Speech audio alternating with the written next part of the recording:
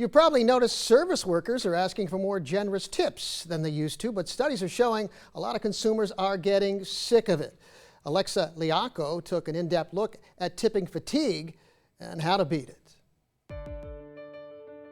If you felt that awkward feeling of dread at the coffee shop when the employee spins around the iPad and asks for a 25% tip on a small coffee order, you're not alone. I spoke with a marketing professor who says the pandemic changed the way we tip, but now it may start to backfire on businesses. Being asked to give more, it feels like a big ask right now. At the beginning of the pandemic, sentiment was different. Kelly Goldsmith, a professor of marketing at Vanderbilt University, says the sense of community and extra tips people gave to help service workers during the pandemic look like they're becoming standard. Sometimes the default tipping amount is quite high. We're talking 20%, 25%.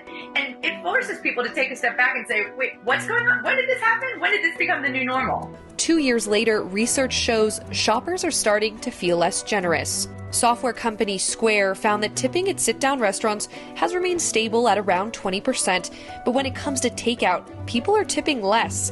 The average tip at places like cafes and coffee shops fell from 17.2% in March of 2021 to 15.2% in February of this year. I think for some of us, it's pushing our boundaries, especially at a time when there's discussion of an economic recession, when there's discussion of inflation. This is a time when we need to protect our own financial well-being. Goldsmith says tipping fatigue is growing because technology makes tipping faster, and we're being asked to tip more often and for things that didn't always require tips. It's left many wondering, are these tipping practices from the pandemic here to stay? So we'll see if they really push it too far if consumers start complaining. Because when that starts happening, you can imagine businesses are going to listen. Goldsmith says she hopes businesses will give customers more tipping options because it could cost them far more if they don't. What can happen over time is you're less likely to go back to that restaurant. Go back to those old methods. Make it discretionary. Have the tip jar. People gave tips in the past, and we are pro-social. We do want to contribute to others.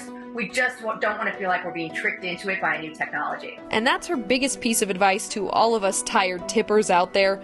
Don't feel pressured by technology. Maybe carry cash to control what you tip, or remember that it's okay to skip the tip from time to time. You need to take care of your own financial bottom line. So if you're going to a coffee shop and you can't afford to leave a 35% tip and that's the default, don't do it and don't feel bad about it. I'm Alexa Liaco reporting.